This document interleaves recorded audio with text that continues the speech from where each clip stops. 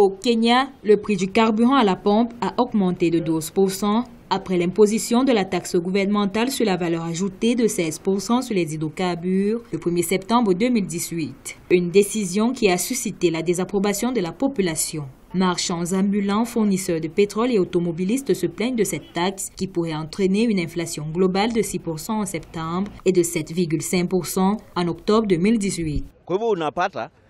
Quand je vais acheter les fruits pour les revendre, le prix a déjà augmenté. Quand je prends le bus pour transporter ma marchandise, le coût augmente davantage. J'ai aussi doublé les prix car je vendais une banane à 100 centimes de dollars. Avec la taxe, elle coûtera 20 centimes de dollars, un prix susceptible de faire disparaître mes clients.